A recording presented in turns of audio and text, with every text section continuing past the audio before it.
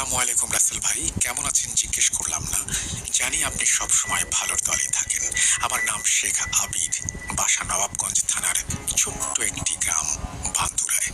এবার আমি ইন্টারমিডিয়েট দ্বিতীয়তে আসা সম্ভব হলো না। আজকে যে ঘটনাটি বলবো এটি আমার ছোট কাকার সাথে ঘটে যাওয়া রক্তহিম করা ঘটনা।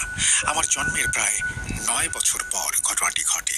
আমি নিজেই এই ঘটনার সাক্ষী। সালটি ছিল 2012। আমার কাকা প্রতি রাতে বন্ধুদের সাথে ক্যারাম খেলতে যেত। তারা যেখানে ক্যারাম খেলতো সেটা ছিল আমাদের বাসা থেকে 40 মিনিটের পথ। আমার কাকা খুবই সাহসী। এমনই এক রাতে ক্যারাম খেলা শেষ করে বাসার উদ্দেশ্যে রওনা হন তিনি। একটু হাঁটার পরেই দেখেন বাজারে চিতই পিঠা ভাজা হচ্ছে।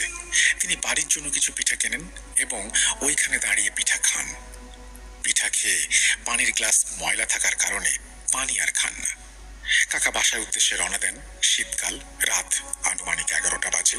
একটু হাঁটার পর কাকা অনুভব করেন তার পেছন পেছন কি যেন হেঁটে আসছে।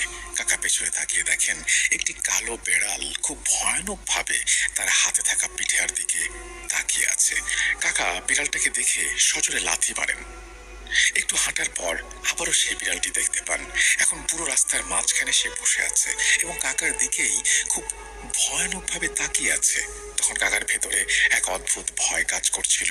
কাকা সাহস করে হাতে থাকা একটি লাঠি নিয়ে বিড়ালটাকে জোরে একটা বাড়ি দেন। বাড়ি মারার সাথে সাথে বিড়ালটি অদ্ভুত ভাবে হাওয়ায় মিলিয়ে যায়। কাকা এটি দেখে অনেক ভয় পান আর ভাবেন বিড়ালটি কিভাবে চোখের নিমিষে এভাবে চলে যেতে পারে। আশেপাশে পুরোটা বাঁশ ঝোপঝাড়ে ঘেরা। ঝোপঝাড়ের মাঝখান দিয়ে রাস্তাটি চলে গিয়েছে। কাকা একবার চিন্তা করে পেছনে তাকান।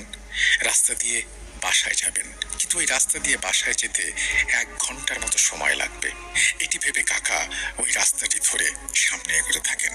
একটু পর কাকা যেটা দেখেন সেটা দেখার জন্য তিনি আসলে প্রস্তুত ছিলেন না। তিনি দেখেন পুরো রাস্তার মাঝখানে একটা ডেড বডি কাপড় জড়িয়ে শুয়ে আছে। পূর্ণিমার রাত, চাঁদের আবছা আলো পরিষ্কার বোঝা যাচ্ছে।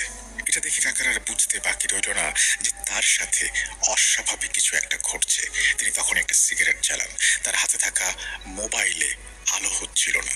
চারিদিক কুয়াশায় ভরা, ভালোভাবে মুখটি বোঝা যাচ্ছিল না। কাকা একটু সাহস করে ওই পড়ে থাকা শরীরটির দিকে যান এবং মুখে মোবাইলের আলো ফেলেন।